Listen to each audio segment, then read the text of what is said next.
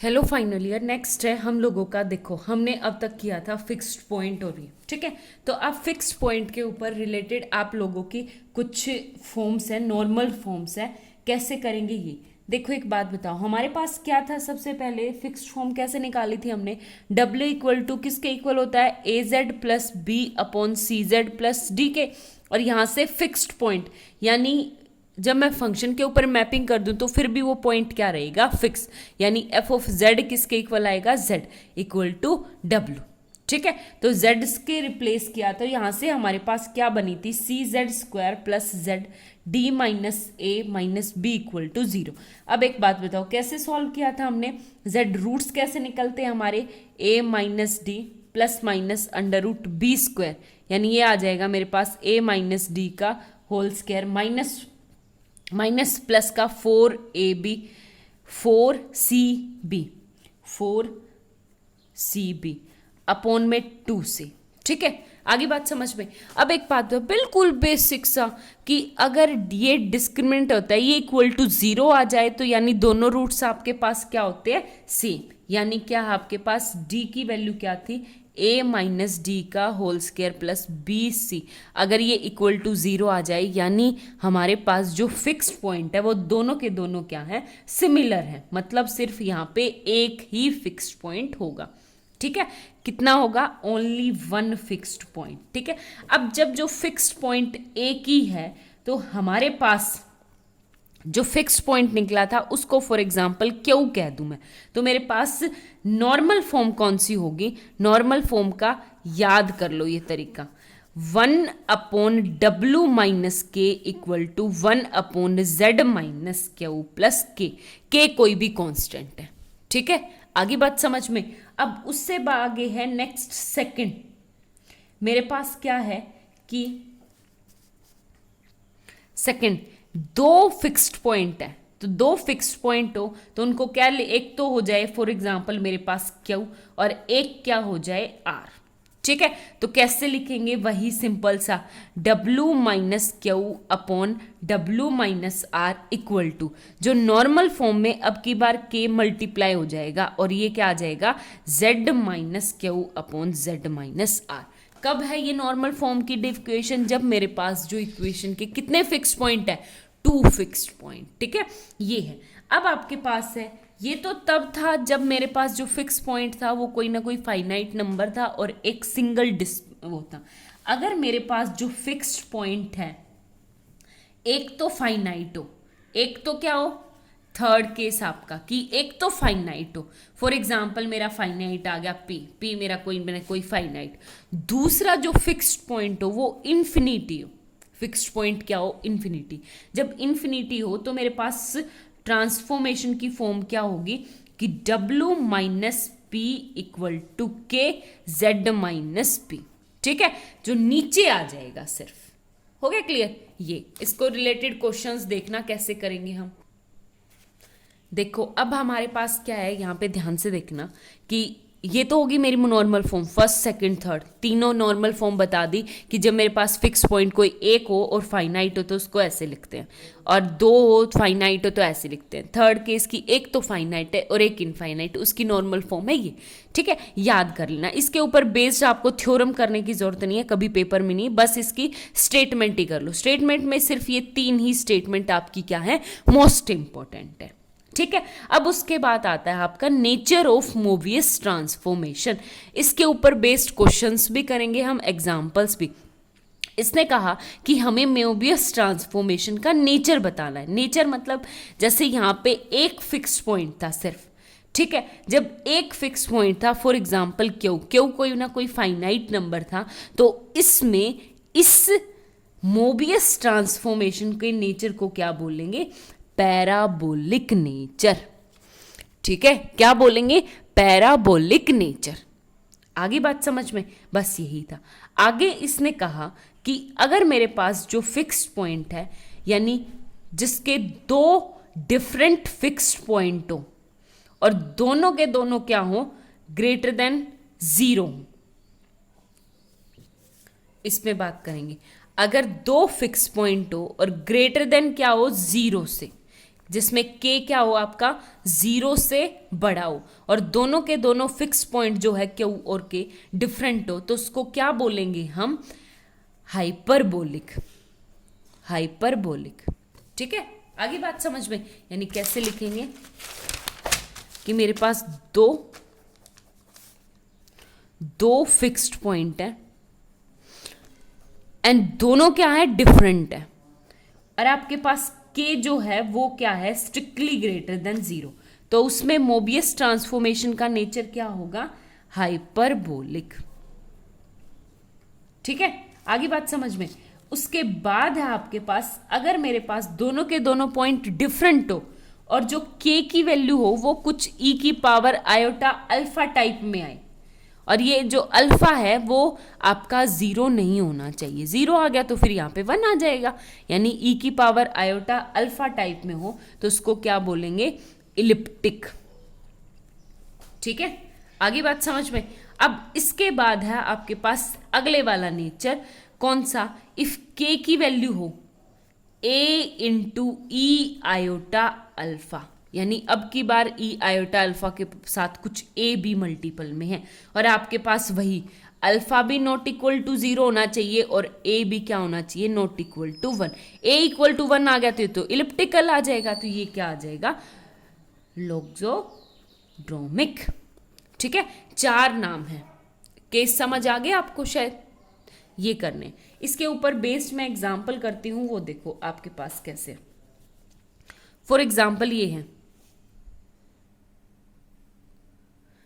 देखो स्टूडेंट्स, हमारे पास 2 क्वेश्चन है, एक तो W इक्वल टू दिस, एक W इक्वल टू दिस। ठीक है, कैसे सॉल्व करेंगे वो देखो, मैं थोड़ा सा साथ साथ करती हूँ, आपको समझ आ जाएगा। सबसे पहले इसने कहा कि फाइंड द फिक्स्ड पॉइंट, हमें फिक्स्ड पॉइंट निकालने हैं, नॉर्मल फॉर्म में लिखना है, नेचर ऑफ द फॉलोइंग, इनका इन सब का क्या बताना? हमें नेचर बताना है। ठीक है, तो कैसे करेंगे? सबसे पहले फिक्स्ड पॉइंट निकालने का वही तरीका, W को किससे रिप्लेस कर दो? Z से। क्या आ जाएगा? Z, ऊपर मल्टीप्लाई करूंगी तो Z square minus Z equal to 3Z minus 4। ठीक है, ये क्या आ गया मेरे पास? इस साइड लाऊंगी तो Z square minus 4Z plus का 4 इक्वल टू 0, और ये क्या आ गया? यहाँ से फॉर्मूला बन गया Z माइनस 2 का होल स्क्वायर इक्वल टू, यानी Z इक्वल टू 2। अब एक बात बताओ, यहाँ पे सिंगल फिक्स पॉइंट है, अगर सिंगल फिक्स पॉइंट होता है तो कुछ सोचने की जरूरत ही नहीं पड़ती, डायरेक्ट कौन सा नेचर है? Parabolic nature. ठीक है, आगे बात समझ में। अब बात करनी है नॉर्मल फॉर्म की। नॉर्मल फॉर्म कैसे बनाते हैं? 1 upon W minus fix point 2 equal to 1 upon Z minus 2 plus में कोई ना कोई k। ठीक है, तो इस k की वैल्यू फाइंड आउट करनी है, कैसे करेंगे वो देखो। हमारे पास क्या है? यहां से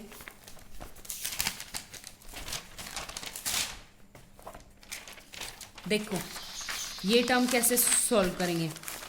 सबसे पहले इसने कही कि मेरे पास कितनी फिक्स पॉइंट है? सिंगल फिक्स पॉइंट है, तो कैसे करेंगे? यहां से एक बात बताओ, जब मैंने रिप्लेस किया था simple W equal to 3Z minus 4 और ये आ गया Z माइनस, क्रॉस मल्टीप्लीकेशन करूंगी तो ये क्या आ गया? WZ minus W minus 3Z plus का 4 इक्वल टू 0। आगे बात समझ में। ये इसको कौन सी इक्वेशन दे दूं? Equation first. मैंने इक्वेशन फर्स्ट से लिखा है सिर्फ। अब मेरे पास क्या है कि जो ये नॉर्मल फॉर्म है इसका मैं प्रोडक्ट करवाती हूँ। प्रोडक्ट कैसे होगा? देखो 1 अपॉन W माइनस 2 माइनस का 1 अपॉन Z माइनस 2 कर दिया और माइनस का K इक्वल टू 0। ठीक है, अब मुझे एलसीएम लेना है। एलसीएम लूंगी तो W minus 2 upon Z minus 2 equal to 0। Book से बेशक मत करना, आप थोड़े से कंफ्यूज हो जाओगी। तो कैसे करना है? कुछ नहीं, अंदर ऊपर क्रॉस Z माइनस 2 माइनस क्या आ जाएगा? W प्लस का 2 और माइनस का K इंटू माइनस का K के साथ क्या आ गया यहाँ से? W K minus 2 and Z minus 2 equal to 0। ठीक है, अब इसको मैं सिंप्लीफाई करती हूँ तो कैसे आएगा मेरे पास? यहाँ से मुझे सिर्फ k की वैल्यू निकालनी है। k की वैल्यू कैसे निकलेगी वो देखो। अब मैं सबसे पहले तो यहाँ पे क्रॉस करके देखूंगी। क्रॉस करके देखूंगी तो एक बात बताओ, यहाँ से क्या वैल्यू आ गई मेरे पास? z माइनस डब्ल्यू, और ये क्या आ गया? माइनस। इनको सिंप्लीफाई करूंगी तो सबसे पहले w के माइनस माइनस प्लस का 4 और ये क्या आ जाएगा मेरे पास यहाँ से प्लस का सॉरी माइनस का 2z एंड माइनस का 2w इक्वल टू 0। ठीक है, अब कुछ नहीं, एक बार तो पहले तो मैं माइनस कॉमन ले लेती हूँ, फिर आप सिंप्लीफाई हो जाएगा आराम से। मैं माइनस कॉमन लूंगी तो अंदर मल्टीप्लाई करके देखो, ये माइनस कॉमन ले लिया तो ये आ जाएगा, क्या आ जाएगा आपके पास KWZ minus 2ZK minus 2WK and plus का 4K, और ये देखो प्लस का Z की जगह क्या आ जाएगा, माइनस कॉमन लिया तो माइनस K एंड प्लस का W इक्वल टू 0। ठीक है, अब इसको करूंगी KWZ, यहां से Z की टर्म तो कॉमन लेंगे तो -1 कॉमन और इनटू में क्या आ जाएगा 1 + 2KZ। ठीक है, फिर W को एज इट इज कॉमन लेंगे तो ये आ जाएगा W और ये आ जाएगा 1 - 2K एंड प्लस का 4K इक्वल टू 0। ठीक है, आगे बात समझ में। अब क्या करना है आपको, फर्स्ट इक्वेशन से कंपेयर करना है डायरेक्ट, हमें सिर्फ K की वैल्यू फाइंड आउट करनी, कुछ नहीं करना। WZ के आगे यहाँ पे 1 और K तो K की वैल्यू क्या पॉसिबल हो सकती 1, तो पुट करके देखते हैं। K इक्वल टू 1, 2 और 1 3 माइनस का 3Z, बिल्कुल करेक्ट। 1 पुट करेंगे तो माइनस का 1 माइनस का 1 माइनस का W, बिल्कुल करेक्ट। K को 1 पुट करेंगे तो इक्वल टू 4, बिल्कुल करेक्ट। तो यहां से आपके पास K की क्या वैल्यू आ गई 1। ठीक है, तो अब पुट कर दो यहाँ पे, तो ये आ गया आपके पास नॉर्मल फॉर्म। K की कितनी वैल्यू है आपके पास 1। आगे बात समझ में। इसके बाद हमारे पास सेकंड क्वेश्चन है, ऐसे देखो ये है, इसने कहा W equal to Z minus 2, तो मैं क्या करूंगी, फिक्स पॉइंट निकालने के लिए W को Z पुट करूंगी तो ये आ जाएगा Z² minus 2Z equal to Z, और ये इस साइड लाएंगे तो ये आ गया Z² माइनस का 3Z equal to 0, Z common Z minus 3 equal to 0, और Z की कितनी 0 एंड 3, दो डिफरेंट वैल्यू आ गई। तो अभी हम नेचर नहीं बता सकते, अगर दो डिफरेंट वैल्यू आती है डिस्टिंक्ट, कोई भी यहाँ पे इनफाइनाइट नहीं है, तो कैसे होती है, इसकी नॉर्मल फॉर्म होती है हमारे पास W minus 0 upon W minus 3 हो जाएगा equal to K into Z minus 0 upon Z minus 3। ये है क्या बन गया आपके पास नॉर्मल फॉर्म। ठीक है, अब इस नॉर्मल फॉर्म को कैसे सिंप्लीफाई करेंगे वो देखो। आपके पास क्या है, इसको फॉर एग्जांपल इक्वेशन फर्स्ट का नाम देंगे और हम इक्वेशन सेकंड के पास जाते हैं जो स्टार्टिंग में हमारे पास था। W इक्वल टू क्या है मेरे पास Z upon Z plus 2, Z plus minus 2, Z minus 2। हाँ जी, तो मैं इसकी लेफ्ट हैंड साइड उठाऊंगी W upon W minus 3 equal to W की वैल्यू पुट करना है, यहाँ से W की वैल्यू पुट करूंगी तो मेरे पास यहाँ से क्या आ गई Z by Z minus 2 upon में Z by Z minus 2 and minus का 3। ठीक है, और मैं इसको सिंप्लीफाई करूंगी तो ये क्या आ गया Z माइनस 2 से Z माइनस 2 कट गया, Z upon Z minus 3 and Z minus 2। ठीक है, एलसीएम ले लिया नीचे, कुछ नहीं किया। और अब एक बात बताओ, यहां से सिंप्लीफाई करूंगी तो Z अपॉन ये Z minus 3Z minus minus plus का 6। ठीक है, 3 2 ज़ा 6, यहां से क्या आ गया मेरे पास Z अपॉन माइनस का 2Z प्लस का 6। ठीक है, लेकिन मेरा आना क्या चाहिए यहाँ पे Z माइनस 3, तो मैं 2 को कॉमन ले लूंगी, बल्कि माइनस 2 को कॉमन ले लूंगी, तो 1 बाय माइनस 2 मैंने कॉमन ले लिया, Z बाय Z माइनस 3। ठीक है, और ऊपर कुछ नहीं ले तो Z माइनस 0। आगे बात समझ में। अब इस इक्वेशन को मैं इस वाली इक्वेशन से करूंगी तो K की वैल्यू कितनी आ गई -1 बाय 2। ठीक है, K की कितनी वैल्यू है आप लोगों के पास -1 बाय 2, तो K की क्या वैल्यू आ गई आपके पास यहाँ से -1 बाय 2। हो गया क्लियर। तो ये एक तो नॉर्मल फॉर्म। अब इसका नेचर डिसाइड करते हैं। तो एक बात बताओ, जब नेचर डिसाइड किए थे -1 बाय 2, अगर आपका जो ये माइनस नहीं होता तो ये प्लस का 1 बाय 2 यानी कि आपका स्ट्रिक्टली ग्रेटर देन हो जाता 0 से, तो हमारा कौन सा नेचर हो जाता हाइपरबोलिक। ठीक है, तो अब हमारे पास कंफ्यूजन है कि ये मतलब इलिप्टिकल है या लॉगरिथम। इलिप्टिकल कौन सा होता है e की पावर आयोटा अल्फा में, alpha is not equal to 0। और लॉक्सोडोमी कौन सा होता है, जिसमें हमारे पास ए हो आगे, ए ई की पावर आयोटा अल्फा टाइप, और अल्फा आपका क्या होना चाहिए, नॉट इक्वल टू 0, और ए क्या होना चाहिए आपका, नॉट इक्वल टू 1। ठीक है, तो एक बात बताओ, अब ये है 1, माइनस का आ गया, माइनस का 1 आ गया, तो माइनस का 1, मैं कोई भी z मेरे पास x प्लस आयोटा वाई होता है ना, और x क्या होता है, cos theta plus iota y sine theta, और मैं r बाहर कॉमन लेती हूँ, ऐसे ही करती हूँ ना। तो एक बात बताओ, -1 को किस तरह लिख सकती हूँ मैं, cos pi plus iota sine pi, क्योंकि कोस पाई पे वैल्यू -1 होती है, प्लस आयोटा साइन पे 0, तो कोस पाई प्लस आयोटा, और ये टर्म क्या है आपकी, -1 इक्वल टू ई की पावर आयोटा पाई लिख सकते हैं। ठीक है, तो ये क्या आ गया आपके पास, k इक्वल टू 1/2 आगे, और -1 की जगह हो गया ई की पावर आयोटा पाई, ये इसका मतलब k की वैल्यू ये आ गई। ठीक है, तो ये आ गया आपके पास, कौन सा हो गया, लॉक्सोड्रोमिक फंक्शन। ठीक है, आई थिंक आपको समझ आ गया होगा। Thank you.